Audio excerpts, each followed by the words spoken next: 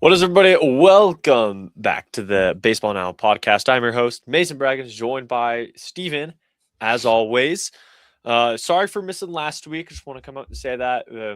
The week got away, so to say, but I think it was definitely a needed break. In retrospect, I was like, I'm glad I didn't do it last week because I definitely just needed some time for myself. You know what I mean? Yeah. Yeah, I get you. Yeah, I get you. Yeah, same thing over here. Yeah, after, working and then having to deal with family stuff and then thinking about moving out, I guess Right, you, Mason, you can understand that. So, right. but it's good to be back. Good to be back talking baseball here on the pod. Absolutely. Yeah, we're looking forward to it. So I mean, we kind of got a little bit or a lot of bit to recap since we missed last week. So as you can see down at the bottom, we're talking about the trade deadline, winners and losers. And I think it's kind of better that we're talking about this now, kind of like 2 weeks after the trade deadline, so that a Hmm. lot of those players who were acquired at trade deadlines have had time to settle in to their new teams. So kind of worked out, kind of a win-win for us. Yeah, right. But Yeah. I think we'll Yeah. go through and we'll kind of talk about some. We'll start with power rankings, team power rankings. We love that Hmm. every week. So we'll kick things off. We're gonna go top to bottom. We're gonna go 1 to 10 this week. So up at the one spot is gonna be the Rays. They just, I don't know, these last 2 weeks they kind of just took off. Like after the trade Hmm. deadline, they didn't really do too many big trades. I mean, they got Freddie Peralta, but his Rays debut was pretty bad in Coors Field. Yeah. He only Yeah. pitched like 3.2 innings, I think. Yeah. Um, and I think that was really the only major trade they got. I mean, I'm taking a look Mhm. here. Yeah, I mean, they didn't really have too much. I mean, they got Liam Hicks as well. From Miami. Yeah. Yeah, but he has only played in 10 games. I think they got him while he was still on IL. Hmm. Yep. So Liam Hicks hasn't played too much for Tampa Bay, but I mean, in the 30 at bats he has, he's hitting 300. So I mean, Yeah. pretty good stuff from Liam Hicks and the Rays so far. And then I mean, we take a look at pitching for the Rays. Like I said, Freddie Peralta, he now has 3 starts for the Rays, but has a 7.53 ERA. So doesn't look like too much has changed in terms of um how he's played, Hmm. you could say. Um Unfortunately. And I think is Craig Kimbrell with the Rays right now, or is he with the Brewers right now? Didn't he Because get the didn't the he get traded? Or Dodgers yeah. the Dodgers just played whatever team has Craig Kimbrell right now. Didn't he It just might get moved? Is he on Kansas City? I thought he was on Kansas City. that might be what it is. Craig Kimbrell. Who is he playing for right now? Yeah, the Kansas City Royals. Your Kansas City Royals. Royals. Yes, yeah. So we did. That's what I thought. I was like, the Yeah, Dodgers just played whatever team has him right now. yeah. Which Um, I don't know why. I listen. I thought it was really weird in the first place because, but it goes to show you. I mean, he's at the end of his career, but Absolutely. you would think the Royals would be selling hard, especially after such a horrible year. They're True. getting Kimbrel. Like, okay, why? Yeah, that was I don't really know. it. Yeah, but That was really it. yeah. Yeah, so I mean, for the Rays, too much in terms of the trade deadline, we'll kind of talk about. I mean, I guess all of it kind of together. As we go through the Mhm. top 10, we'll talk about the trades that they made. Um, but I mean, for the Rays, it seems like their trades have not impacted their team too much. You could Mhm. say, um, is kind of the big thing, I guess. But I mean, they're still playing great baseball, which is why they're in the number one spot. I Mhm. mean, they're technically a game and a half behind the Brewers right now for best record in the majors, but Yeah. they're 7-3 across their last 10. Those 3 losses actually coming against, I think, this last series for the Rays. Mhm. Um, yeah, they've lost the series to the Orioles and on the verge of being swept in 4 games against them. But I mean, before that, they 7 games straight for them. I was at Mhm. um last week when they played the Rockies. Oh yeah. Um How did that go? uh Yeah, it was a homer filled game. There were a lot of Yeah. homers from both teams. Yeah. Unfortunately, we left early because I have a little brother who's 7, so we left early. Uh, Listening to the game on KOA on the way back home, and I was like, "Oh my gosh!" My grandpa said in the car, he was like, "The Rockies only need 9 runs to win it in the bottom of the ninth." And the Rockies scored 5 in the bottom of the ninth. they started coming back, but They we almost still won. lost. Oh Like yeah. there was hope for a moment. They didn't win that game. Yeah. Yeah. Rockies blew the lead in the second game. That was the game that Freddie Peralta started for the Rays, where he only went like 3 innings or something like that. But the Rockies gave up the win, and then they shut out the Rockies in the third game that series. Um, but yeah, I mean the Rays just all across the board. This whole team is incredibly dominant, just all over the place. I mean, you look at the whole team, and really, it's just you can't really point to like one specific thing that Yeah. is or is not working for everyone. It's kind of just Mhm. everything. Everybody's contributing to the team. Um, I mean, I guess outside of Chandler Simpson, who still has 0 home runs, which is Yeah. Insane. insane. And we were at that game early enough, that Rockies Rays game early enough, for BP. Chandler Simpson has the power to hit the ball into the He just stands. yeah. He just hasn't done it a single time in regular play. I mean, Like like, what's up with like these power hitters that are not hitting home runs this year? I mean, Tatis, I mean, he's starting to hit right, now, but right. And Chandler yeah. Simpson is, I think, MLB posted on Instagram like all the batting leaders for all the different stats and whatnot. I think Mm. Chandler Simpson is like 5th, league wide for best average. His batting average is 309 right now, and he has 0 home runs. The guy can get on base, but he can't hit home runs. Exactly. I mean, Yeah. he's like the Luis Arias of the American League, Yeah. except Luis Arias has a couple homers. And we'll actually talk about Luis Arias a little Yeah. later. But Yeah. Rays in first place in power rankings, I feel like that's just an appropriate spot to put them after the Absolutely. trade deadline. Yep. And then we'll go straight to number 2, the Brewers in number 2. Again, technically have a better record than the Rays, but are only 5-5 across their last 10. So kind of a worse 10-game stretch for them. And kind of like going back and forth, whereas the Rays are now just losing games.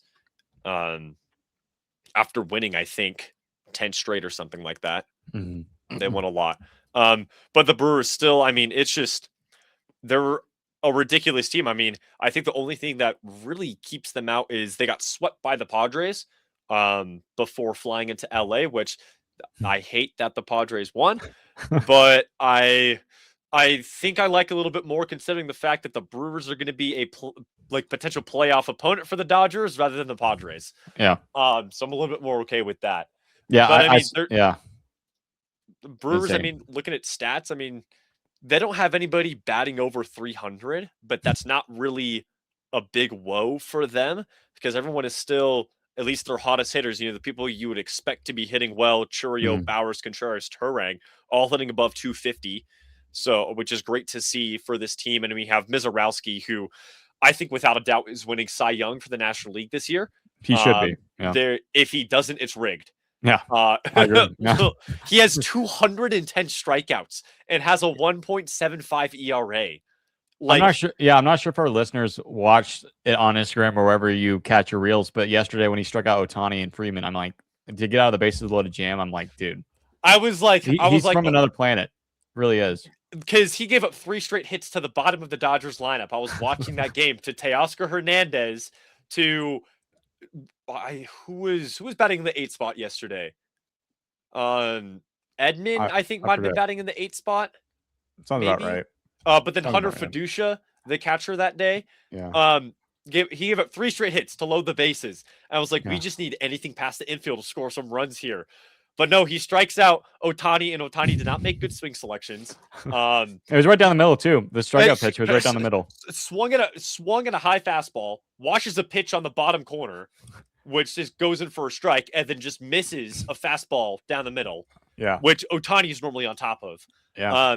And then Freeman, his strikeout pitch was outside the zone.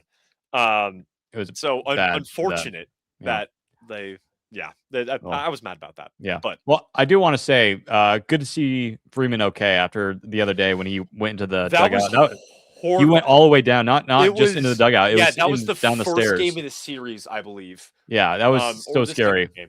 Well, Yeah, I I was mean, he was watching that down. game Yeah, in my bed. I was just like, oh, like I'll watch the Dodgers game before I go to bed, and I'm like, oh, like this should be a pretty easy foul ball. Little did I know it's going straight into the dugout. and he's running. Freaking It's not like he's like. I mean, he was slightly jogging, but it wasn't like he stopped, leaned over. No, he kept going and then yeah, just ran right down. I'm like, fell dude, right down the stairs. that's how you break your ribs and you're out for the year. Like that type of injury. I mean, I'm No, like, and dude, he's it's just he's fine. No yeah. injuries Oh my god, outside of yeah, just that's general insane. body soreness, the which is it's a guy, miracle. the guy is a wonder. Yeah, He truly is. But yeah, good to see that he's okay. absolutely. And I mean, and for the Brewers, they just lost Abner Uribe to the IL. Mm. Don't know what he's injured with, but that's definitely a big loss. He's been one of their big closers this season, along with Trevor McGill. Both of them combined have a total of 28 saves and 25 holds. So those two guys doing great work for um, the Brewers, and that sucks for my fantasy team because I have Uribe on my fantasy team. So not going to be having that anymore, Yeah, I or need at least him for a to few lock days. in and get healthy. Um, but I mean, they aren't really injury ridden. They don't really have too many things just affecting the team right now. I mean, you could say you got a couple big names: Woodruff on the IL, Uribe on the IL again. Sal Frelick is on the IL. Bryce Turing, as of today, is day to day with a knee injury. Um, but I mean, it's not really affecting the team Yeah, too much, as you can see. They're still playing at a yeah, high level of baseball. yeah. Versus your 49ers. I just want to mention that. Okay, hey now, that was unnecessary. Okay, look, don't get me Sorry, I had to wrong. bring that in the pod. It's a baseball podcast. We're talking about football. Come on now. I don't know if you saw it, but there was a post. The I think it was substation memes. yeah. Dude, I follow whoever runs the electric substation account on X. It's like it's hilarious. It's so funny. They Like need like I don't know they need to why. move it. Yeah, exactly. I don't know Move the why training camp. they still practice there. It clearly is affecting it. Is there injuries? It's It's the just radiation or something. I don't know how electric for, substations work. yeah. Lynch over there in San Francisco. He needs to get his act together. But anyways, Yeah, but I mean, yeah, Brewers. yeah, Brewers, back the to the two. Brewers. Yeah, Brewers. I think easily just have that 2 spot for sure. Yeah, 100%. I agree with you. Yeah, I mean, it's insane, Mason. I mean, they kind of remind me of the Rays. The reason why is because both have great front offices. Right. They know how to develop players right, and despite their injuries for the Brewers, I mean, they're still winning games. That's what they Yeah. do. The only issue, again, coming from a Dodger hater, the number one Dodger hater here on the podcast, is because I'm the only one Dodger hater on here. But the reason why it's so frustrating for other teams to not do well in the playoffs, Mason, is just they don't have the depth like the Dodgers do, or either they just fall under the pressure. Right. Part of it is lack of a playoff experience, but Well, I maybe I mean, don't know, maybe that'll change. I wouldn't even say it's lack of playoff experience. I mean, they had that almost had that really good run in 2017. Yeah, But again, Dodgers made 2018 it to as the well. World Yeah, Series and yeah, 2018. I mean, the yeah. 2017, 2018 Brewers were incredible. And I mean, in Insane. Yeah, these past few years of the Brewers as well, 23, 24, 25, and now 26 have maybe not 22 or maybe not 23. yeah, But I mean, 24, 25 for sure, and now 26 as well. I mean, just also great years for this Brewers team. I mean, they're just fighting to make it towards the World Series. I mean, you can see that fight in them every single season. I think it's just like you said. They go up opponents like the Braves. They go up against opponents like the Cubs, like the Dodgers, who just have continual depth in a lot of positions. Where yep, I mean, the Brewers, they have the great players who will typically start every day at each of those positions, but they don't have a lot of depth. They don't have a lot of room to call up people who are going to produce. yeah, But still, they're 76-48 right now, best record in the majors, 5-5 across the last 10, a 132 run differential. I mean, I think easily without a doubt that's why they're up here in that number 1 spot. Or sorry, yep. in the number 2 The spot. My number two fault. spot. My bad. Yeah. Mm-hmm. But we'll move down. Number 3, I think this one's a little bit harder to pick because our number 3 spot is either the Braves or the Dodgers. And obviously I want to put the Dodgers there, but they've had a lot since the trade deadline. They've had a lot of woes. It is Yeah. there's Yeah. just been a lot of things that are not clicking for this team right now, just all across the board, defensively, offensively, for pretty much every single player on the team. It's very strange. Now, I think it's very Dodgers like to have, a pre All Star meltdown or like a post, like there's always some sort of like meltdown or stretch of games where the Before the Dodgers are end of the just season. Yep. exactly where the Yep. Dodgers are just not playing well. Yeah. Um, but I think despite that, I think we'll have them in the number 3 spot this week. They're tied with the Braves for record at 74 and 50. Both teams are 5-5 across their last 10, but Dodgers just have that better run differential right now, sitting at plus 140. Um, and then they have a better away record. Their home and away record is 37 and 25. So kind of like Yeah. yeah. I mean, I love talking about the Dodgers. Obviously, they're my favorite team. I, I just don't know how to feel. You know what I mean? Yeah. It's Well, it's strange. It's yeah, strange. well, you do have some injuries, but they're not like horrible. But also, like to Edwin Diaz, he's not doing well at all. Like, I okay. So after he gave the blown save against the opener against the Brewers, mm, um, and then yeah, I think that one. mhm, Dave Roberts was like, "There's just not really any guys who are showing me that they can do that." I don't know. mm, Maybe Tanner Scott, who has been um I don't know, great. has the most saves on the team this season at He's been 16. great. Yeah. Why not Has a use him? 220 ERA and a .92 WHIP. He's got 62 strikeouts and what is this? Oh, 53 appearances Is through he? through 49 innings. Is he your like setup guy now? Because we have Diaz back, yes. But like I understand we Yeah. bring in Diaz to be the closer, okay? And we've used a Yeah. lot of guys to Yeah. save games, to close games outside of Tanner Scott. But if Yeah. Diaz isn't producing, Tanner Scott needs to Got, be that guy. well, and Like then yeah, the whenever he eighth closes inning, game, yeah, whenever he's the closing games, he's exactly. solid, like solid. I mean, Yeah. whenever the Rockies have played against Terrence Scott this year, lights out, game over. Yeah, he's And he's then ridiculous. And I mean the game that we won this yeah, series, now 2 days ago, as of time of recording this, yeah, Tanner Scott, they cut to the bullpen. I'm like, oh boy, Tanner Scott's warming up. I wonder who's coming up in the ninth inning. yeah, But Tanner Scott, a 1-2-3 inning in the eighth. Like he has fastballs on point now. His breaking balls are on point now. Like he's been really good this season. And he's the guy that I trust you know, to close the games. When the Dodgers went on mhm, that 6-game or 7-game losing streak, getting swept by the Red Sox, then the Cubs, then losing the first game to the Diamondbacks, like amid a losing stretch, you don't experiment with the guy who just came back from the IL. And that's what Dave yeah, Roberts did. That's why we lost 2 of those games during that losing stretch. And that's yeah, why we lost the opener against the Brewers. And we're just like, I understand, like we're trying to give Diaz time to be better, to produce, to find his stuff. He just doesn't have it. yeah, His mechanics are sometimes off, the fastball's off, the breaking ball's off. It's something different every time he comes in to close a game. And the game that we won, when Diaz came in and he mhm. got the save, Joe Davis said on air, "Never a doubt." And I was Brother, like like, what? Are you, what do am I? you mean, never a doubt? Are I you was on the edge of my seat the entire inning. are you watching the same game? That's the question. Like never a doubt after he just blew the game the previous night. Like I love Joe Davis. I think he's one of the Yeah, best commentators in baseball right now, one of the best play-by-play commentators. But hearing that, I was like, really?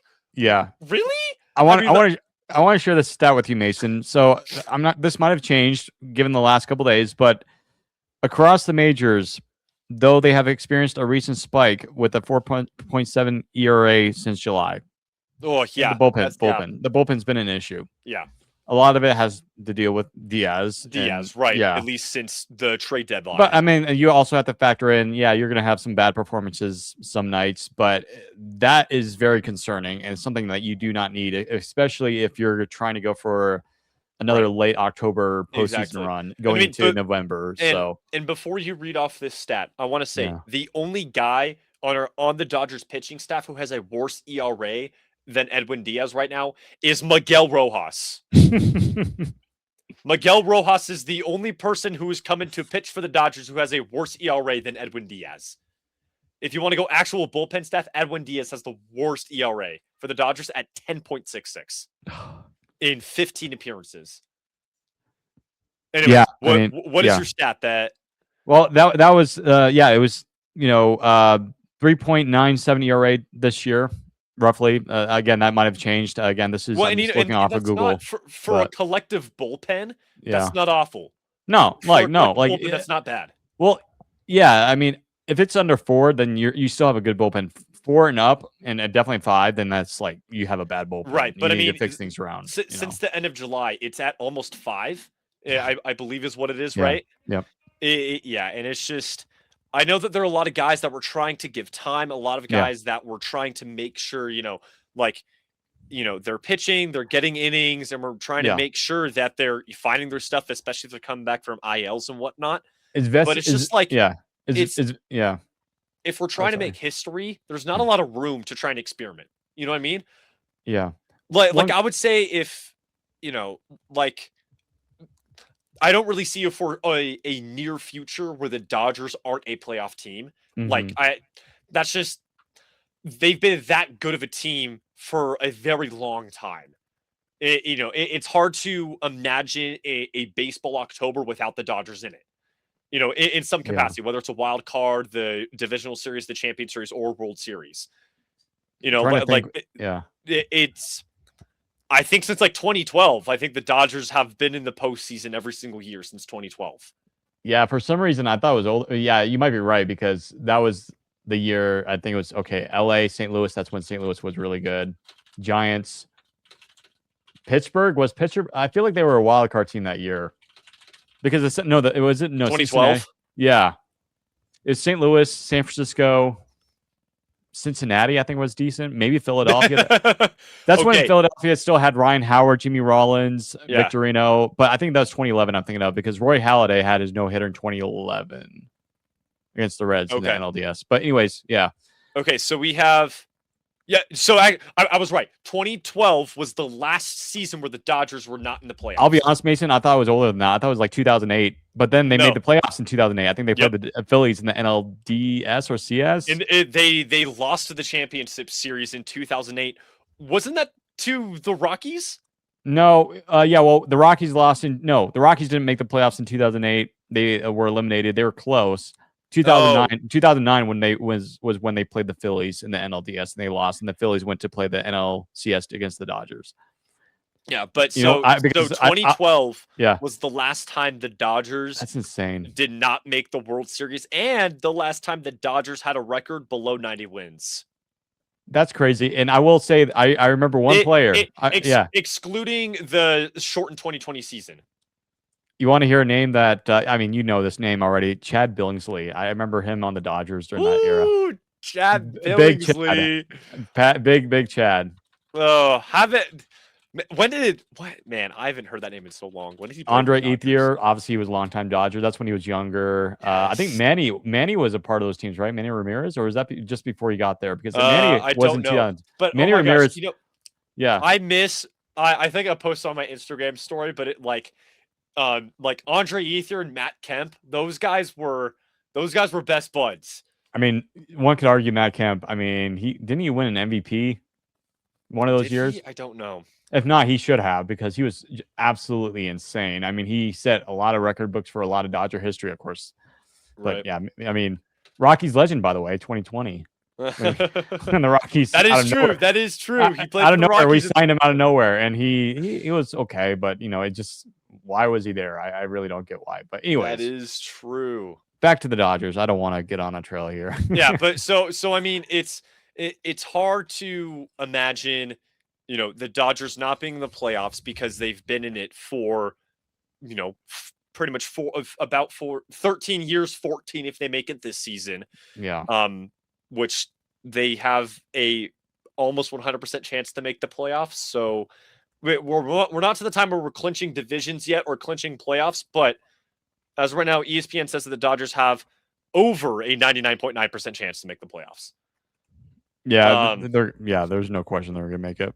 but I mean, it's like I was saying before you got on the side tangent.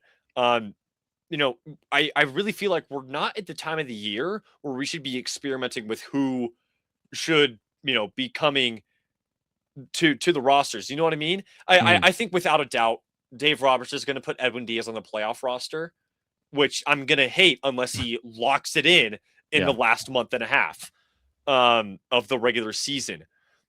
Because it's really just I don't even know how to put it. I think it's just so the bullpen woes. It, everyone is struggling in the bullpen. It seems like I mean, the Dodgers got Evan Phillips back from Tommy John in the middle of this year, and he has mhm, not been the pitcher. He has not yep, been the pitcher he was before Tommy John.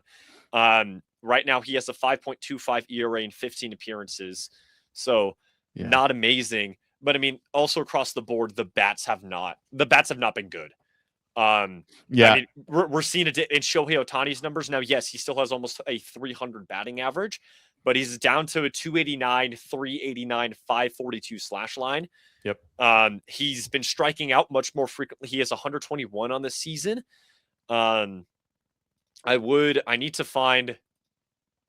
I need to be better and have like Baseball Savant pulled up so I can look Pull up up. Yeah, I so will I say can this, look up Mason. better Yeah, slash numbers. I will say this. I think I saw this by Colin Cowherd when he was talking about the Dodgers like a week or two ago, and I do agree with him in some sense. But I'm curious to see what you think. The Dodgers roster is aging. It's starting to get older, of course, Oh, with for Mookie sure. Betts. Is that a concern for you, or do you feel like the prospects in the I next, well, especially with the lockout next year, we won't have to worry about baseball next year, unfortunately. But that gives us plenty of time to talk baseball next year, or right, watch right. or talk whatever. But like, I what are your concerns about that right now? Well, I think in terms of the aging roster, I think it's only a concern if we're trying to push this roster to keep going to the playoffs, to keep Every trying year, to win yeah, World Series. I yeah, think it's only a concern if that's the goal with this team is to try and win World Series. Now, I yeah, think I still want, obviously want the Dodgers to three-peat, and yeah, make baseball history by being another team to three-peat outside of the Yankees. But yeah, I think if the Dodgers try and push for a fourth in a row, you know what I mean? Like assuming they win this year, I don't think an aging roster is going to hold up, and you're going to have some of the young guys come in. I think I definitely think within the next 2 or 3 baseball seasons, the Dodgers are going to have to try and I won't say like rebuild, but restructure. Yep, utilize their younger players. I mean, yep, there are a lot of young guys on the roster right now who are playing great basketball. You got Andy Pajes, who is one of for a moment was the best batter in the National League, and his numbers have fallen off. His chase rate is much higher. He's being less yeah, patient at the plate. His average is at a 269 right now. But you got a lot of guys, young guys in AAA who are also you saw Josue De Paula, uh, or De La Paula. I forget his full last name, but like he's playing great as well. We also have Tae-Sung Kim still in AAA for some reason. I don't know why he's not playing in the majors. and Yeah, they signed him that makes me mad. overseas. Yeah, yeah, But I mean, like we still have him. We have Roki Sasaki. He's young. I think he will obviously still need a lot of time to develop.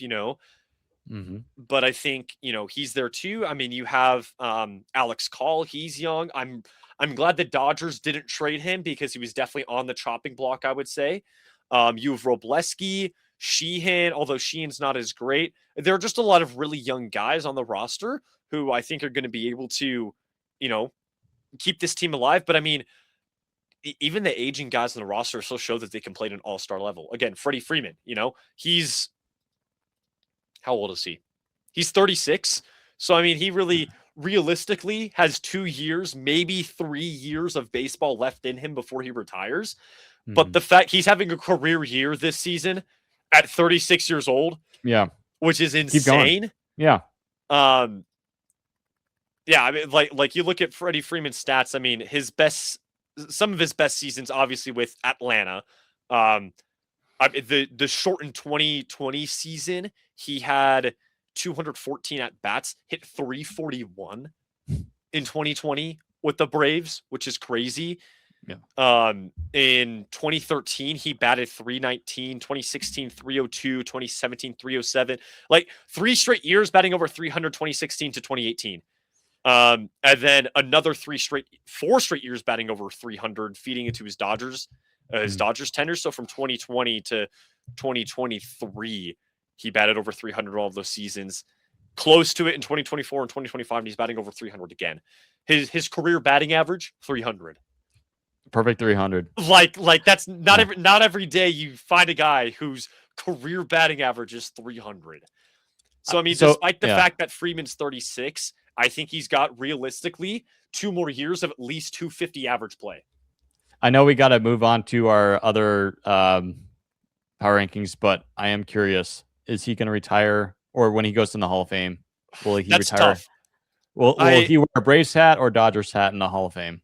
In Cooperstown, I'm torn because he spent more time. He spent 11 seasons in Atlanta, and he's only been with the Dodgers for 5. He has 2 more years left on his contract, but he doesn't have as many accolades with the Braves as he does with the Dodgers, which I think is the crux. And where which team he goes in Cooperstown with is where that's going to be. I need to find accolades, but I don't know where to find those on ESPN. I feel like if he wins at least another World Series with the Dodgers, I would probably have him. I would agree. He would wear a Dodgers hat in the Cooperstown. But again, you named those stats, Mason, just a minute ago. He was unbelievable in Atlanta. Absolutely. I think he's torn. I think he would be torn as well. Like, I mean, he loves Atlanta. Absolutely. He was going to stay there more than likely if it wasn't for his agent, whatever. Yep. I mean, one could argue it's a weird discussion. Definitely a toss up. Yeah. I mean, I want to speak on like some other aging guys. I mean, Shohei Ohtani, he turned 32 this year. Mm-hmm. I mean, he's getting up there, but definitely still has at least 5 years of baseball in him for sure. If he stays healthy, I think definitely towards the end of his career. I mean, we're seeing it right now. He's going to have to give up hitting or pitching. I think without a doubt. I think he'll have to give up one or the other. Now, I know he definitely wants to pitch as much as he can. I would love to see him, like a perfectly healthy Shohei Ohtani. If baseball happens next year, love to see that next year. If not, would love to see that happen in 2028. Where he pitches a full season and he hits a full season. He doesn't miss any starts or anything like that. Like that'd be great. I'd love to see that. But I mean, I think, Mookie, he's 33, Max Muncy, 35. I think despite the fact the roster's aging, I think there, is at least one more World Series contending team in here. If the roster doesn't change from this season to next season, there's at least one more year of World Series contending done with this current team. Yeah. If they don't win the World Series this year, I think obviously they're going to have time. If there is a lockout next year, they're going to have time to restructure. And honestly, for a lot of teams that might be doing that, it might actually be a benefit for them because they don't have to worry about season. They can kind of plan ahead, even though you can't really make any trades or moves during the lockout because that's basically against the CBA, whatever. Right. But you can kind of, this is what we're going to do. And then you get a fast track, whatever. Again, that's a discussion for another podcast. And we'll have plenty of time next year or this offseason to talk about it. But exactly. I mean, the Dodgers, I feel like even despite whatever is going to happen, they're still going to have a chance to win at least another one after this year. Absolutely. And I mean, we'll mention it since that's the topic of today's video is the trade deadline. I mean, they got Skubal at the deadline, which was, I was shocked. I texted you first. I was like, what is this trade? I think the Dodgers were going to get Skubal. I think I mentioned that on the pod 2 weeks ago with my dad. I did not think the Dodgers were going to get him. I hope that, a lot of people, when the Dodgers went on the 7-game losing skid after the trade deadline, they were like, oh my gosh, that's because they got Skubal. This is karma kind of a thing. I feel like the Dodgers kind of do this every single season where they kind of have a losing skid right after the trade deadline, after they make a bunch of moves. So I think the Dodgers will get over it quickly. And I mean, other moves they made, they got Ben Rortvet and Hunter Fiducia back. Yeah. Um, which I'm glad we got both those guys back because they were fantastic defensively and offensively. And Mm-hmm. Will Smith and Dalton Rushing are both injured. Um, I feel like we talked about them the last time I was on the pod, and that was before the deadline. I think we talked about Rortvet for some. I think we did, and then yes. it just so happens he's back with LA. Yep. He's We back with manifested LA. it. We manifested it for you, Yeah, I think Mason. because we were talking about the Mets Yeah. and Yep. Yep. how I think we were talking about like how Hunter Goodman Yep. was like a Yep. potential. Yeah, I remember that. But yeah, I mean the Dodgers didn't really do too many other trades outside of getting Scooball and bringing back Fiducia and Vortvet. Those are really the only things that happened for Los Angeles. And Mm-hmm. I mean, and I know we have to move on, but I mean, Yeah. both Fiducia and Vortvet have been pretty solid offensively. Um, Fiducia hit his first homer with the Dodgers in Dodger blue a couple nights ago. It was a clutch home run too. Um, so I'm really hoping that they're both young guys. Mm-hmm. That they stick around and that there's room for them in the roster to keep playing. Yeah. But we got to move on. We'll go down to the 4 spot, which is the Braves. We were talking about Freddie Freeman and the Braves for a moment. I mean, this Braves team they're going to be a scary playoff opponent. They don't have anybody batting over 300, but they still have a lot of guys making big impact, on Mm-hmm. the offense. Yeah, when it comes to trade deadline for the Braves, they didn't really do much, and a lot of people had the Braves being one of the worst teams at the deadline. A lot of Braves fans, I know on social media, because with Rockies now, I talked to them a little bit. They weren't too happy, of course, and Right, um, kind of underwhelming. But yet the Braves, I mean, they're having a great year compared to last year. We know how bad they were right, last year. Missed the playoffs, which was kind of shocking to hear. But they were able to get Lane Thomas. They got Tyler Molly, I think that's how we pronounce yep, his name, yeah. and then Brent Suter, who is again former Rocky legend, came over from I believe Cincinnati. From Or he used to be with Anaheim. Cincinnati. Anaheim. Okay, that's right. He was with Cincinnati, then went to Anaheim with the Angels, and then now Yep. uh with the And Braves. shout outs, I don't know who this is, but the Braves for Brent Suter gave away this infielder named Nacho Alvarez Jr. Nacho, the Nacho Man. Yeah, that's a good name. Legendary name. Baseball name nachos. Yeah, hey, that kid Yep. definitely. I guarantee you got free nachos when he was younger at a baseball game. You gotta ask him. We But gotta have people on. We gotta somehow bring him on the pod and talk about that. that'd be Yeah, funny. yeah, But I mean, I think the Braves really knew that they probably didn't need too much. They didn't yeah, have to yeah, spend anything. I don't know if they were like in talks or looking at other high value names at the yeah. trade deadline. Well, But I given mean, yeah, well, given that we have like Sarah, who's on our Rockies Now podcast, go check that out. She is also a Braves fan. I mean, she grew up rooting for the Braves. She was telling us over there that the Braves they needed pitching. They need pitching. Obviously, Chris Sale's having a great year, yeah. but their pitching has been pretty mediocre to bad. And so I think Mhm. that's what they were expecting. They wanted more. Obviously, there were some rumors about Scooble going to Atlanta. There was obviously, he chose LA. Scooble wanted to go LA. Yep. Again, we could talk about that maybe next time about Scooble actually preferred LA over all the other teams, not just because whatever. But Right. anyways, I think just some people were like expecting a little bit more in Right. terms of pitching. They got again Tyler Molly, but is that really going to push the needle in the postseason? And Right. Molly, he played for the Giants, and the Giants have been, again, arguably one of the worst teams in baseball. I mean, the Rockies are just Well, I mean, like you look 2 games overall, under them. Yeah, yeah, Giants are the 5th worst team in the majors right now. yeah. But I mean, I think he's had a good year for him to get moved. And the Giants are selling, and I feel like the Giants should have sold more. But Right, anyways, exactly. And I mean, you look yeah, at Molly has appeared in 2 games for the Braves since the trade deadline, a total of 12 innings, so an average mm. of 6 per start. His ERA is .75 with the Braves. Oh, right now, okay, Yeah, his ERA with the Braves is .75, a .75 WHIP. He's only that's given really up good. 2 walks, 1 homer, and has only allowed 1 run.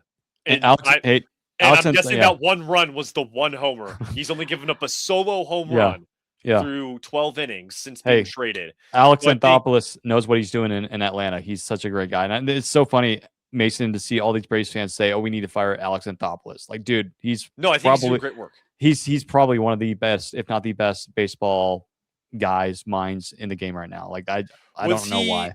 was he with the Braves before they let go Freeman?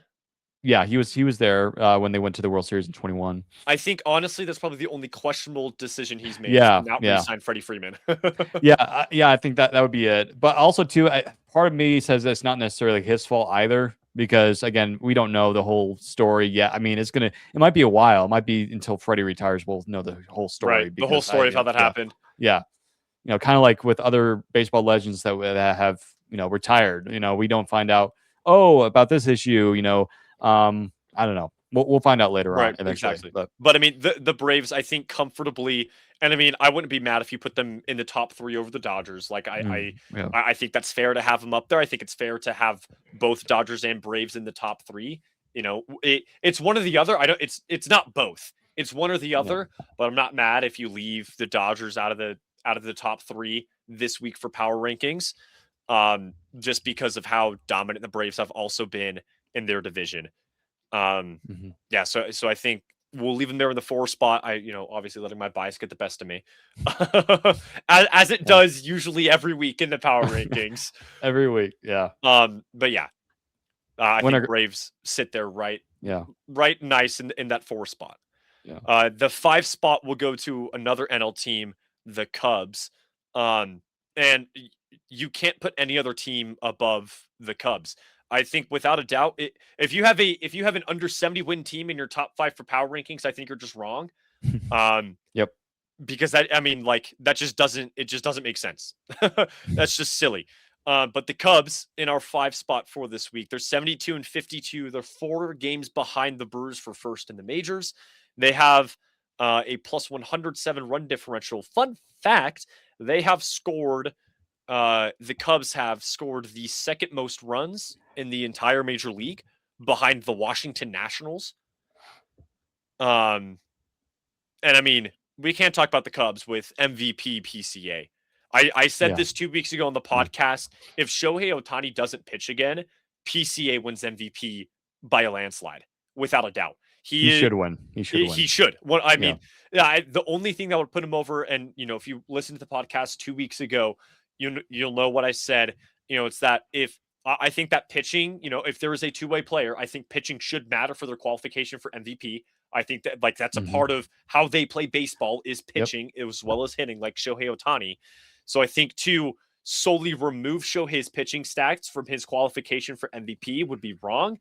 Now I think because Shohei hasn't reached a specific, he isn't at like the qualifying pitcher's threshold because he hasn't pitched over the amount of innings of games played. hmm I think it's fair to exclude those pitching stats for the sake of the MVP comparison currently. But if he reaches that point to where, he starts pitching dominantly again, the Dodgers bring him back on that pitching staff, I think there's a legitimate and closer conversation for PCA versus Ohtani. But right Yeah. now, it's PCA without a doubt. I, He's I, just I'm gonna. incredible. Yeah, I agree. I'm gonna share this. So, in 2021, and you already know what I'm talking about, Mason. The Cubs acquired Pete Crow Armstrong from the New York Mets in exchange for, you ready for this? Javier Baez, pitcher Trevor Williams, and cash. That's it. Just money. It was.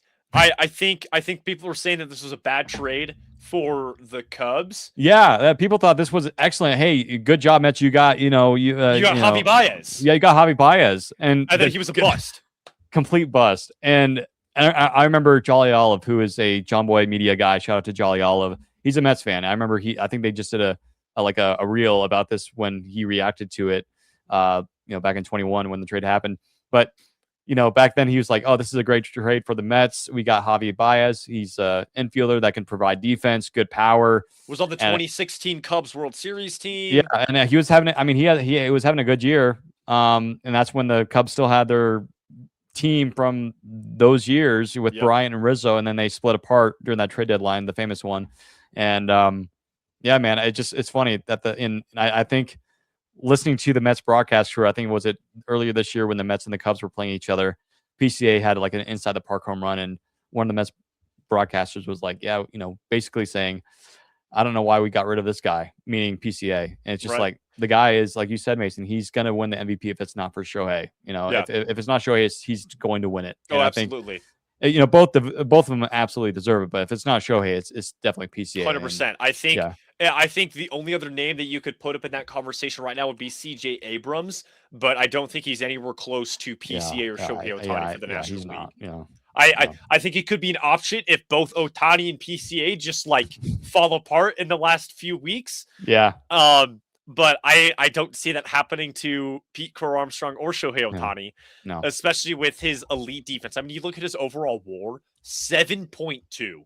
He's going to win another Gold Glove and the Platinum for sure. No, he wins center. Like, obviously, I want Andy Pages in center field to win a Gold Glove because he's a Yeah, great defender out there too.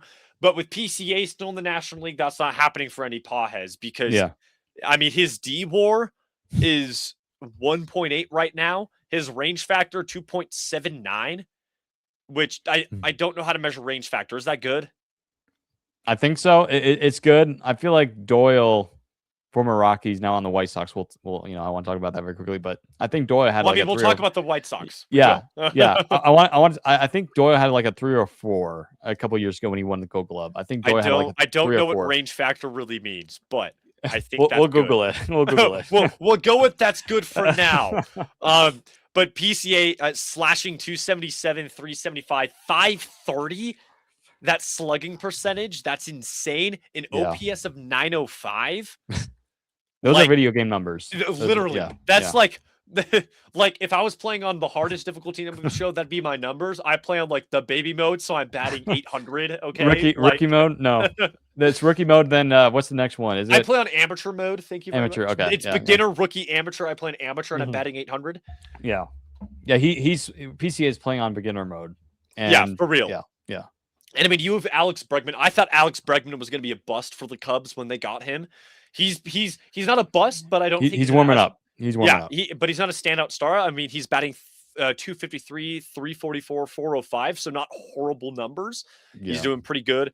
Nico Horner also still having a pretty solid year, 259, 319, 361. So pretty good as Mhm. well. Those three guys really carrying the offense right now for Yeah. sure. As well as Seiya Suzuki, who's batting 274, 364, 488. He's doing great work as well.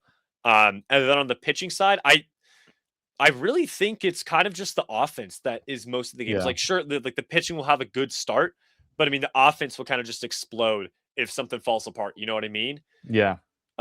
Because there's not a single starting pitcher for this team that has an ERA below 3. None of their starters have an ERA below 3. Hmm. Except for Aaron Civale, who they got at the trade deadline, I think. And where did he come from? It wasn't Civale came wasn't from Tampa Bay, was it? the Athletics. Hmm. Yeah. Yeah, so Aaron Civale through 6 starts. Or it says he's a starting pitcher, but he's only shown up in relief, it looks like. I heard the stat yesterday. It's insane. I know it's not related to the roster or anything, but it's Cubs related. Okay. It's shocking to hear this. In the 120 years, Mason, of the Cubs and Cardinals rivalry, you want to know the number of times they played each other in the playoffs? How many? Just one time. What the heck? That's crazy. 2015. That was the only time in the Cubs and Cardinals history they've ever played against each other in playoffs. Now, if you look at the standings, folks, if you were listening or watching, you're probably looking at, well, the Cardinals are probably not going to make the playoffs. You're right. They're not, just because the Padres have gotten better. You look at the East, and the Diamondbacks as well. Yeah, Diamondbacks are back in there. Even though I had them as a mid team this year, I still think in some ways they're still very mid.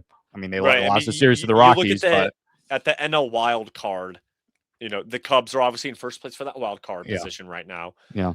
The Cardinals are in 6th for it. So yeah, the Cardinals have fallen off. I mean, they had a good start, but I think a lot of people were like, were predicting, during the All-Star break, if teams were to fall off, the Cardinals were one of those teams. And I think it's just the roster is just not built for the playoffs. It's a decent roster, don't get me wrong. I mean, but they moved Lars Nootbaar to Arizona. They made some moves, but I mean, and then just again, we'll do a quick shout out here. Joshua Baez, dude, against the Cubs the other dude, 2 first hits. What the heck? 2 home runs. No, he hit 3. 3 home runs? Oh my Yes, gosh. his first I three saw the major first league 2. at bats. First 3 major league at bats, home runs. First Bro, time that that's has insane. ever happened in major league Brother, history. that's insane. Oh, I did see something on Instagram, was it today, this morning, that even Cubs fans gave him an ovation, and this is in When he Chicago. lined out to yesterday or They gave him today, an I think ovation. Wrigley Field gave him a standing go. I mean, like That's awesome. insane, Yeah, that's ridiculous. really cool. Yeah. I But saw shout out to Atlanta. Baseball Hall of Pretty Good. Yeah. Um, after 5 plate appearances, has already passed the B Wharf threshold for the Hall of Pretty Good. His He's first already in 5 there. major league appearances. Yeah. But he is Joshua Baez, Hall of Fame bound. he is one of their top prospects if I'm not mistaken. Yes, So, it's not like yes. he's down there I down the think list, but Cardinals fans don't lose hope. no. They'll be good next year. I I think think they'll be there a are wild card. playoffs in the near future for the Yeah. Cardinals. But back to the Cubs. Yep. They didn't really do a lot of stuff at the trade deadline. They did get Kevin Gossman from the Blue Jays, which is a pretty big trade. And I think that's good for them. They need the pitching. However, in his 2 starts through 11.2 innings, he has a 6.17 ERA. He's given up Mhm. how many runs is that? 8 runs. So not even quality starts for those. But yeah, the Cubs really didn't do too much. They didn't sell. They didn't really buy either.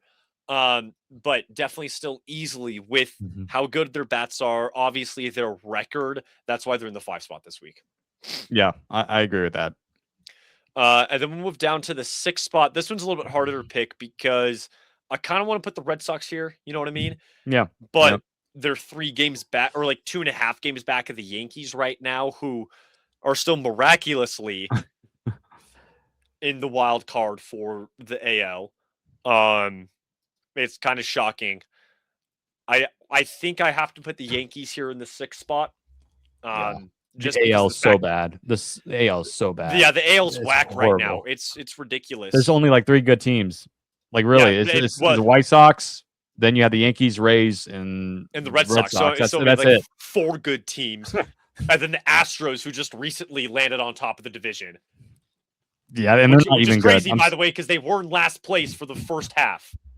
They're and the Astros are not good. Sorry, folks. I know Houston fans out there are like, "Oh, watch it." No, dude, you're not good. I know they had a walk-off home run the other day by Christian Walker. That was cool, but just like you're still not a good Well, team.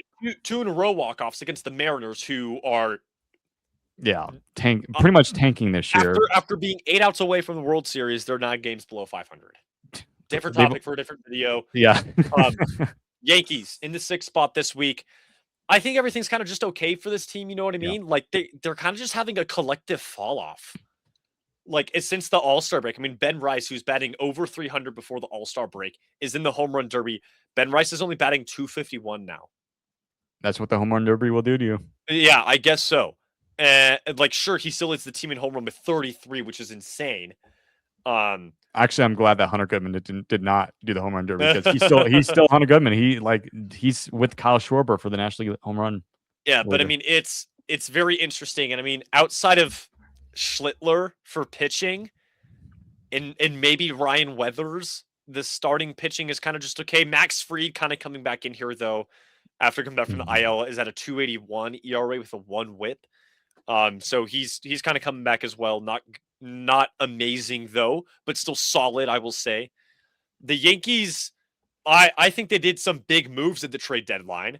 I mean, they got Luis Garcia Jr. at the trade deadline, if I'm not mistaken, which was a Mhm. shocking trade. I'm very surprised the Nationals gave him up. Um, Elliot Ramos from the Giants. I thought yes, that that was as well. kind of weird, but okay. I don't think they need Heliot Ramos. I, I I I mean, don't think so either. unless the goal is to replace Trent Grisham in center field, which is desperately needed. Yeah, um, yeah. he's Trent Grisham. Oh my goodness. They gave up Camilo Duvall. The Yeah, to Yankees Pittsburgh. did. Yeah, the Pittsburgh. Um, who wasn't amazing for them, No. but wasn't horrible either in terms of a relief pitcher.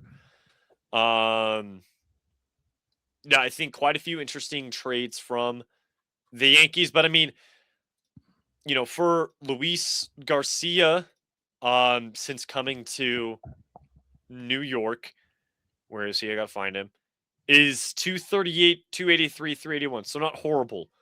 Heliot Ramos, since coming to New York, is 083, 214, 167. So not amazing.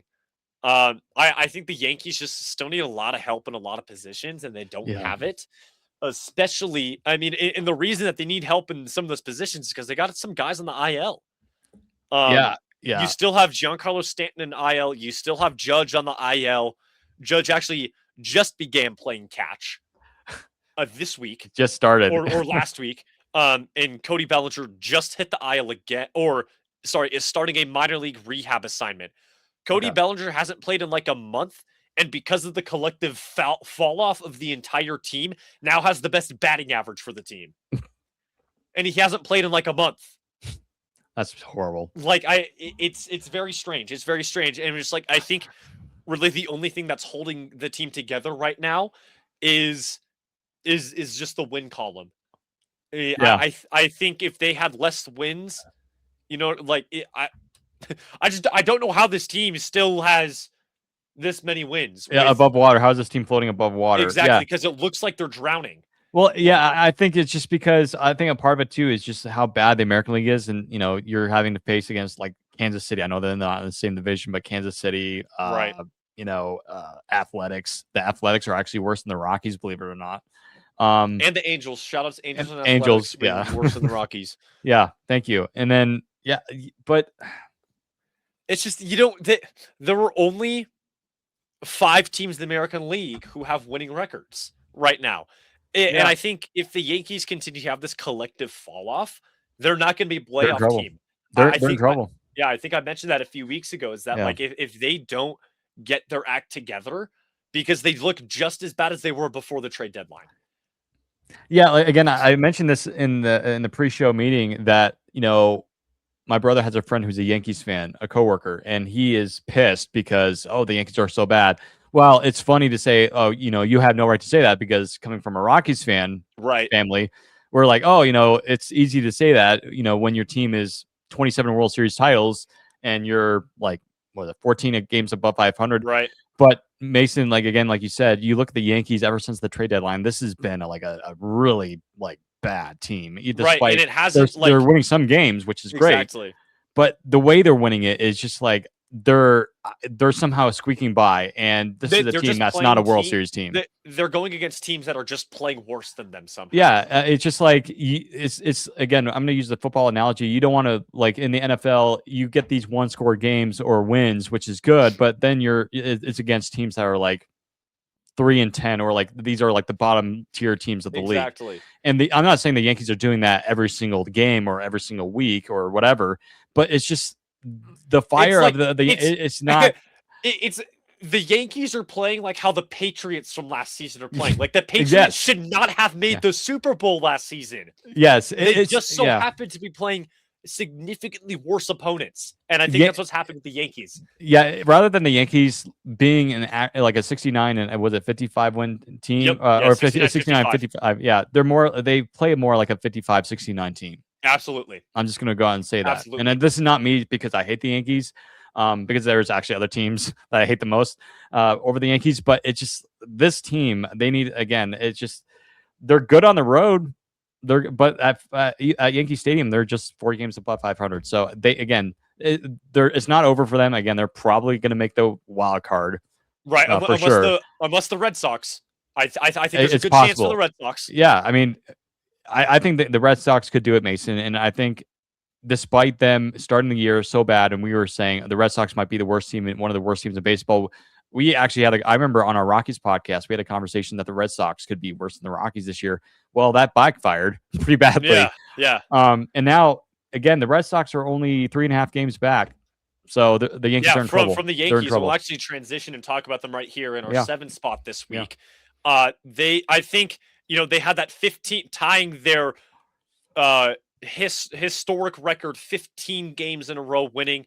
They've kind of been they have really long win streaks, and then they have like some short losing streaks, and they kind of go like back and forth. They had right after the trade deadline, they had just come out of a series win against the Athletics, swept the Dodgers, swept the White Sox, and then won a first game against the Athletics again. But then they went on a 5-game losing streak. And then now they've won a game, lost a game, won a game, and they're playing the Pirates right now. They're currently in a rain delay and down 3-7 in the top of the seventh. But I mean, this Red Sox team is kind of crazy. Outside of, you know, everybody was saying after the WBC that Roman Anthony was gonna be the guy. Like, get this guy an MVP. He was so good in the WBC. Yeah. Roman Anthony, is he not on the guy. IL right now? Yes, he is. Yeah. Yes, he's on the IL right now. He hasn't played in a few months. He's only played in 30. Yeah, he hasn't played in like 3 months. He's played in 30 games for the Red Sox this season and batted 229, 354, 321. I preach on this so many times because again, I saw it in the Rockies world for so many years. I think the Red Sox called him up too early.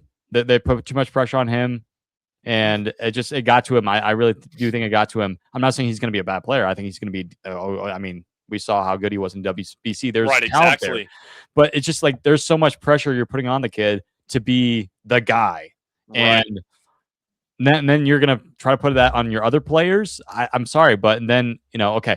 I will say though, like talking about their deadline, great trade for them for getting Adley Rutschman. Like, absolutely. That's a great trade. However, I'm not saying he's overrated, but they did also get like I think Jake Rogers as there as well. Yep. But I will say though, the Red Sox did have to pay a price. They had to get rid of Kyson Witherspoon, Andy Azokar, Carlos Novaez, but and I think there are like some of those names at the top that I just mentioned are like their top prospects, right? So Baltimore got a really good deal, and there was rumors that the Red Sox were on my guy Hunter Goodman, but the Rockies were like, "Yeah, we're not giving up Hunter Goodman unless you give us a really good package." And there were some people in the Rockies world that were upset that the Rockies did not accept this Red Sox trade for Witherspoon or some of the other. I think this is a brilliant move from the Red Sox. I mean, they definitely needed the catching help. Carlos Navarez was not playing well for them. Yeah. And then they also had, who else has been back there? Connor Wong, Mickey Gasper, who've been kind of just okay in their appearances. I think Rutschman is off to a very slow start for the Red Sox, but he's also coming off of a wrist injury that he was still dealing with in the middle of the trade deadline with the Orioles. He only has 1 hit for the Red Sox so far in 14 plate appearances. But I definitely foresee this panning out very well for the Red Sox. I do too. Yeah. And I mean, they're pitching too. They got Sonny Gray having himself a career year. Peyton Toll also pitching very well, who almost pitched a complete game the other day, or like had 7 shutout innings, I think. Their bullpen is excellent. The team average ERA is 3.48. The only guy that's really holding them back is they had Joe La Sorsa show up for 1 game. And he gave up 1 run and got 1 out, so his ERA is 27. I think that's really the only thing that's holding back the collective numbers is that right there. Yeah. Like you take that out, that would be much lower. But I mean, this whole team is very good. They're very hot. I can foresee them being second place in the AL East right now. I think that is very possible that they overtake the Yankees very soon. Again, they're only 3.5 games back. Very quick question before we get the last couple teams here. While there's been talks about this happening, I think Adley's going to get extension. I think he's going to get extended there in Boston. I think it's going to happen, even though it's not. There's been talks about it because obviously they don't want to put pressure on him again. I think he's just coming back from injury, right? And they're not facing really any pressure. But if Red Sox Nation has a good finish to 2026, they go to the playoffs and they shock people, then Rutschman has a really good postseason, which would be awesome to see. I think he's going to get an extension. Okay. No question. I think it's going to happen. Not sure how long. I don't know if it's going to be like a 10-year sort of extension with deferrals, but given the new CBA and everything, but I do think that there is going to be an extension coming. I'm curious to see if there's any Red Sox fans out there that are thinking the same way. If you do, let us know. But I don't know. Do you think that's going to happen, Mason, or do you think I we'll I, just I wait and see? think that I would agree. I think the only thing that hinges on in him getting an extension, and I think for all of the players who were traded and getting extensions with their current teams, is CBA agreements. Yeah. Yeah. I think that's really the only like I can definitely see the Red Sox giving him a 3, maybe even 4 year extension. Yeah. But really, all that depends on how CBA pans out. Because I Hmm. don't think for any player that needs an extension this coming off season, I don't think they can get one until CBA agreements are finalized. Yeah, and I really don't. Yeah, I agree with you. I don't think we're going to see a whole lot. I think sometimes during the trade deadline we do see some extension, like Mickey Moniak for the Rockies got Hmm. extended, but it wasn't like a long-term deal. I think we're just going to see these small extensions, like 1 year Right. deal, 2 year deals, sort of thing. And then we're going to start seeing those big ones once the CBA is finalized and we're back to play baseball. But yeah, I think just the long term commitment, I think that's really what we're looking at as well, because that's going to be discussed among the big issues of salary floor, salary cap, and that's a different topic for another time. But Right, yeah. for sure. Absolutely. But we got to move on. We'll take our 8th spot here is going to be the Phillies, who just, at the start of the year, I think we say this every time we talk about them, is that, oh no, these guys were looking pretty bad. I think they're kind of like the Yankees having a collective fall off, because they were really hot for a really good time. I think I even had them, um, I think I had them in the 5 spot one week for my power rankings, but I think they're kind of just having, a rough stretch of like being able to, hold it in, hold games together and like giving up games. I think they're having trouble staying in the win column. Now they did just, I think today finish sweeping the Twins, or was it yesterday? It was Looking at today. that right now, They I'm swept the checking it out. Twins with a Yeah. 7-5 victory today, Mhm. Sunday. Um, so I mean that's really good for them. You've Kyle Schwarber leading I think the majors in home runs, right? Or is it just the NL? I think might be the National League. I think. Batting leaders, he's leading the entire league in Okay. home runs Yeah. right now. So, I mean, he's doing great work. Hmm. Schwarber, Brandon Marsh as well, and Trey Turner, Bryce Harper as well. Those 3 guys really good on offense right now. Um, in terms of their trade deadline per se, I don't I don't think they really got rid of too much, but they also didn't really get too much. They kind of had a quiet trade deadline. Yeah. Yeah. I'm With looking the through. Phillies, I think. Well, other than Luis Ariz, again, I agree. They didn't Right. really do too much. They got Caleb Killian from the Giants, so they got those guys. Brooks Raley from the Mets, but yeah, I like other than Ariz, they really didn't do much. I do like the Ariz move for them. Um, Yeah. as we know, Ariz is a batting machine. The guy could Yep. win like 10 batting titles in his lifetime. That's how good he is. I mean, he's unbelievable. Yeah. I mean, he's already batting 245, 268, Yeah. 377 for the team in 53 plate appearances. Yeah, I mean, while it's not, And blowing guess you out of what? the water. He already has Yeah. one home run with the Phillies. That's more than Chandler Simpson has with the Rays. There you go. But yeah, while we look at a rise to that batting average, I know it's not great, but I mean, we've seen in years past, with whether it's San Diego or before that when he was with the Twins and he was just mashing Giants, baseball. The like he Giants, yeah. was.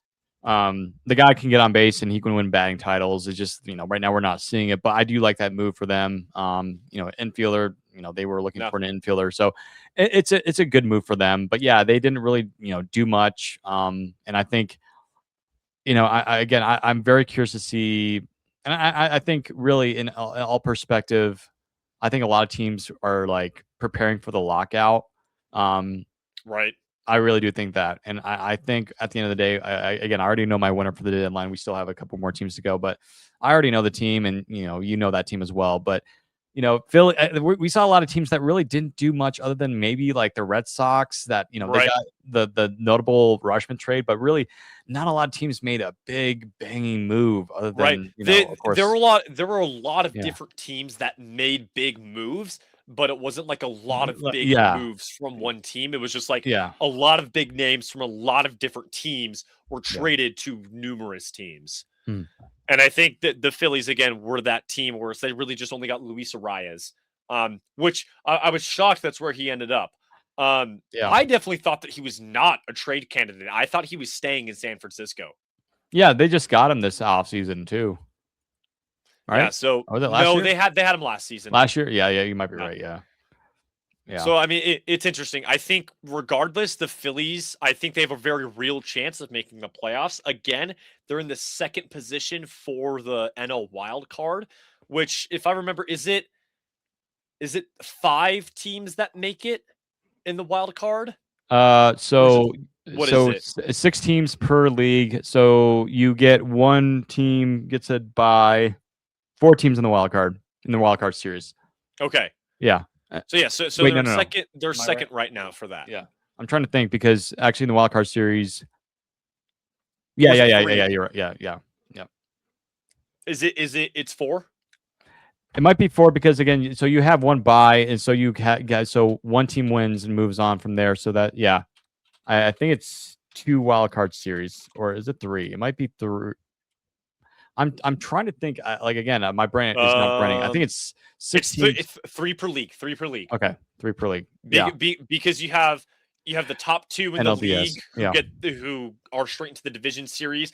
You get the other division winner that gets a spot, and Yeah, then the that's next 3 right. Yeah, teams. that's right. Yeah, I Yeah, was so confused. I was like Philly 4 or 5. right, right. It No, no, was no. actually 3. It's 3. actually 3. 3. That Yeah, makes sense. yeah.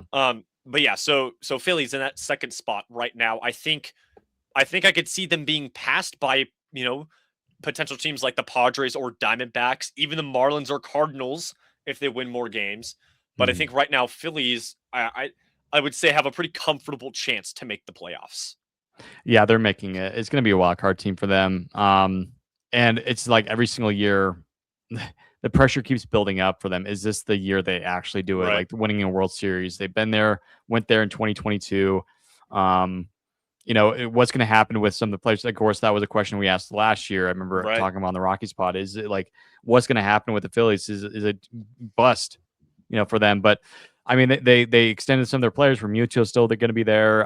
Schwarber's still going to be around there. So it's just kind of like the Dodgers. They're trying to find an opening. They're trying to compete. However, the Phillies, they haven't won a World Series where the Dodgers have.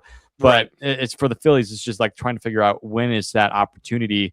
And Right. unfortunately, as long as the Dodgers are there, Mason, I just don't see the Phillies Yeah, I would being agree. a team. I mean, Bryce Yeah. Harper, he's getting older. He's still good. Don't get me wrong.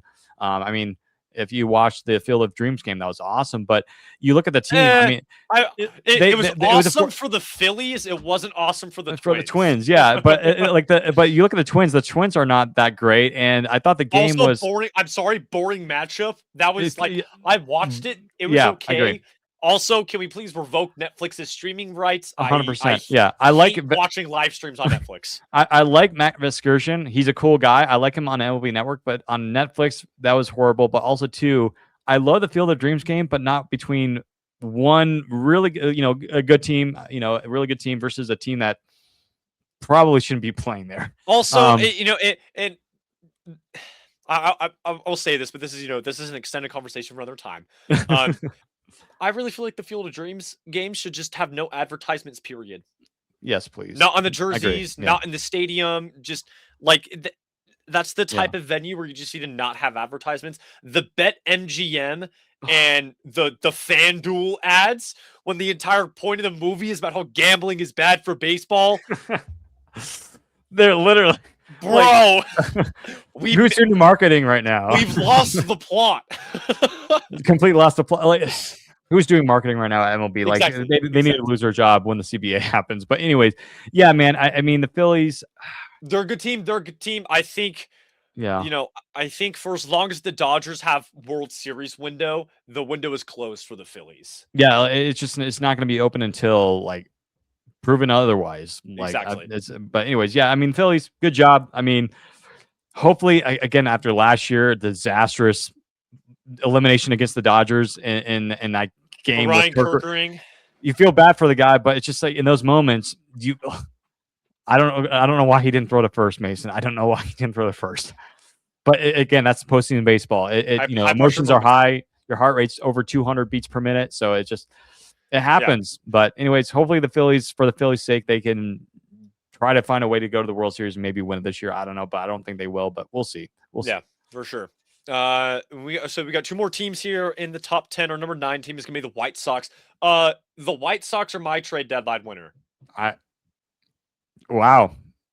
I Yeah, think they made a lot of great moves. They made a lot of great trades. I they think did, but um yeah, and a lot yeah, of them are panning out, immediately, like Brenton Doyle, yep, who yep, is, yep, we're gonna miss him here in Colorado. yeah, But I think I mentioned this 2 weeks ago, is that it's that thing where the Rockies have a lot of young guys who have, yeah, it appears, I mean, and it's obvious, you got Cole Carrick and Jake McCarthy, who can both play center field, who are better than Doyle. At yeah, least yeah, at least in Coors Field yeah, this season have been better than Doyle. So it's a smart move for the Rockies to move on from him. It's a great pick by the White Sox because they needed it desperately. Um, and I'm happy to see that he's playing well already hmm for the White Sox. I mean, we take a look. Let me find him. There he is. He's already in 29 plate appearances, 241, 241, 379 with one home run and 7 hits. So I mean, pretty solid so far. yeah, He's already tallied 11 total bases. Already has 2 stolen bases for the White Sox. hmm Um, I think this is great. Now, yes, I know that they have Tristan Peters in center field primarily, um, who's batting 273, 336, 429.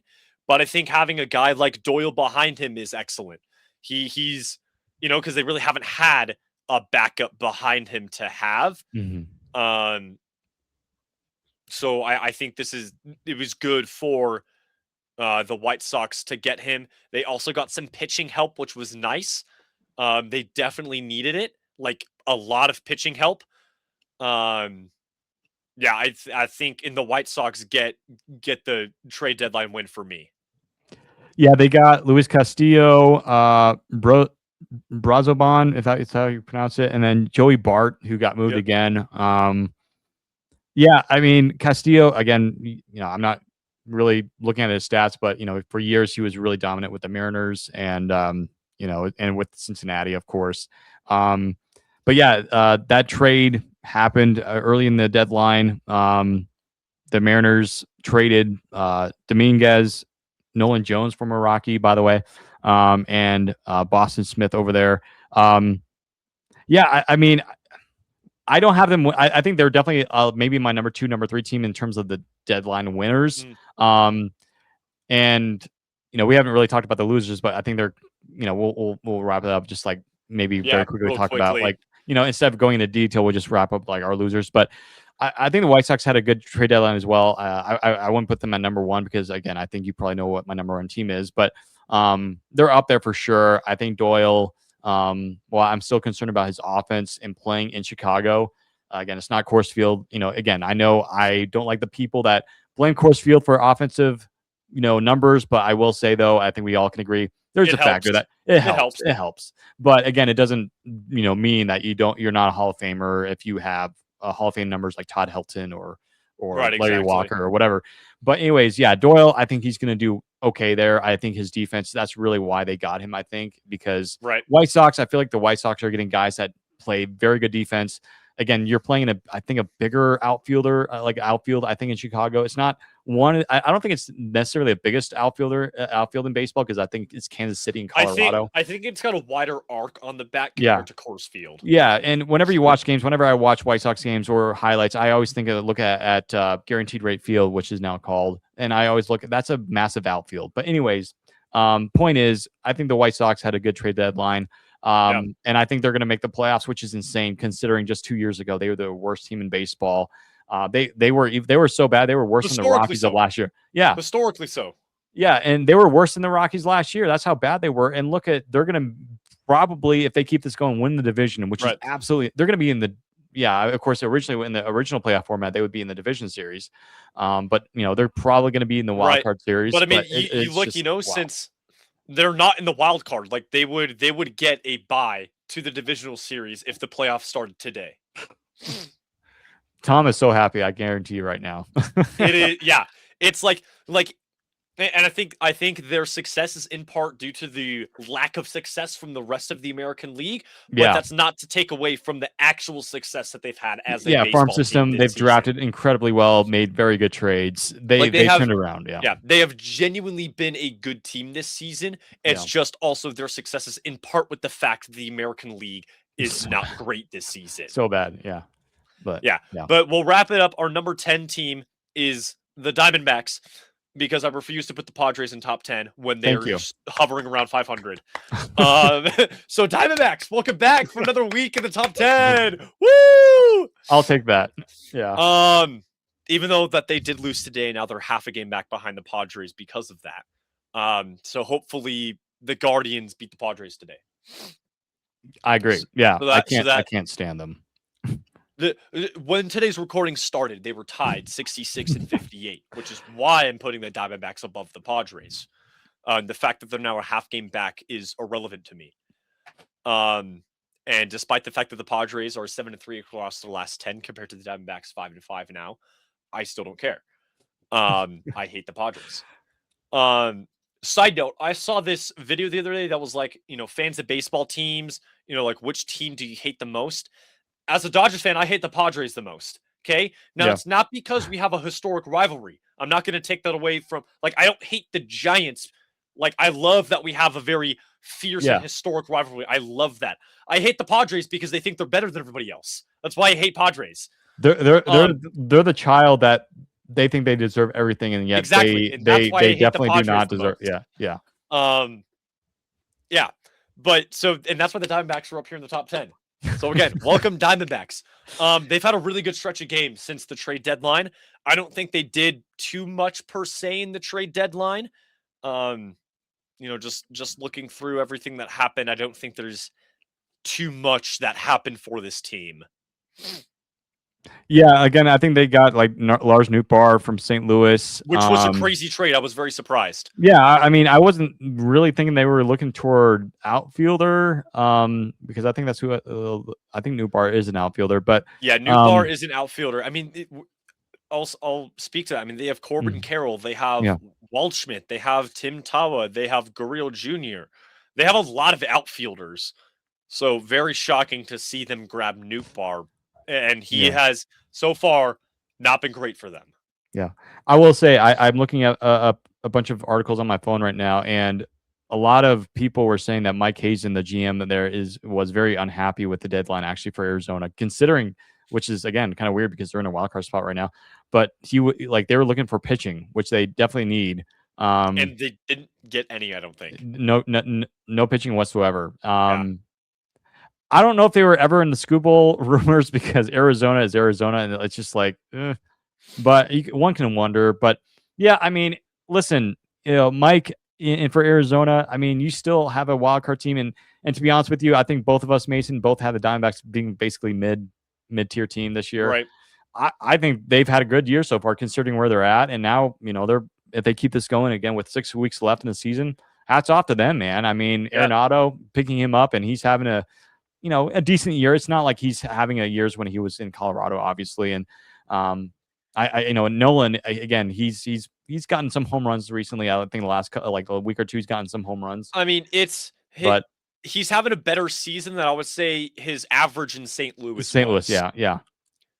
And Yeah, I think because large in part, D-backs. I think large in part due because he knows the division very well because he played so many years here in Colorado, but also too, you're playing in a much better environment offensively in Chase Field, which is an offensive ballpark because kind of like in Coors Field in Arizona, you've never really had any good pitchers other than maybe Zach Gallen 1 or 2 years. Merrill Kelly's, I think, is having a bad year. Kelly right now is through 125 innings is 5.11 and only 82 strikeouts. And Zach Gallen is also having an awful year. Yeah. Has only pitched 98 innings. It's Eduardo Rodriguez. 634 with 156 whip. What happened to Eduardo Rodriguez? Like, is he falling off the place of the off the planet or what? No, he's their best pitcher this season. Oh my gosh. 149.1 innings pitched, 2.71 ERA with a 121 whip, 106 strikeouts. I did not know his game. Yeah, he's kind of pretty good this season. Finally turning out for them because I feel like for so many years we've seen so many pitchers go there like Madison Bumgarner and they just absolutely fumble every single pitcher. Yeah. But the point is, Arizona, they needed pitching a little bit more. That's one concern that I think we would both have, for both of us, is if once they get to the postseason, the pitching is going to be an issue. Like Right. offensively, they might be good, might be fun, but there's going to be no pitching whatsoever. And it's just like, if you play the Dodgers in the playoffs, good luck, Arizona, because Right, you're probably going to get exactly. swept. Like, I mean, unless if the the Dodgers just completely like just do not look whatsoever like a playoff team. like what They're was that 20 which year 23. was it that they beat us in the was it 2015 that Diamondbacks beat the Dodgers in the wild card? Well, they won against the Dodgers in 2023 to go to the NLCS. What Right, and year? that season that year too, that was the turning point for the Dodgers, by the way. Yeah. Okay. 2023 and the Diamondbacks whooping us in the championship series. That was the turning point for the Dodgers.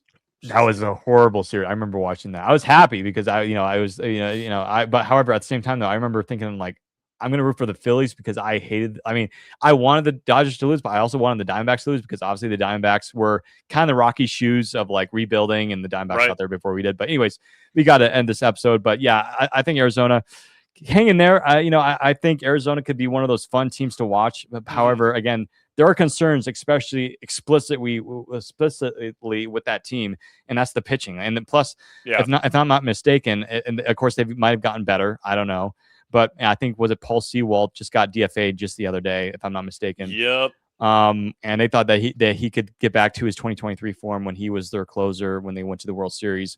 Their pitching in Arizona is obviously Yeah, and really bad. So actually, the Jays have claimed Paul Sewald. okay, maybe they can fix him. Yep. Maybe they can fix him. But the point is, yeah, Arizona, hang in there. We'll see what happens. But I'm excited to see what happens here. So those, I think in terms of winners, my winner going to be the Dodgers. Like, come on, it's Scobel. I know people can say, oh, See, look at his bad start against the Cubs. Listen, I could care less. He's arguably the best pitcher in baseball right now. He'll be fine. but that's really the reason I didn't have the Dodgers winning this trade deadline is because that was the only thing they did was get Scooball. And I'm just like yes, like that was the name that was on the trade block. You got Chris This Bubik season. though too. You got Chris Bubik from the Royals. But is he on your roster or is he in AAA? I think he's in AAA right now. But we got Seth Halverson from the Rockies. Oh my gosh. Oh, Mr. and what a Dodgers debut he had. He his one he's pitched one whole inning. He has allowed one base runner. And it was on a walk. That was a mistake trade by the Rockies. He's given up 0 hits.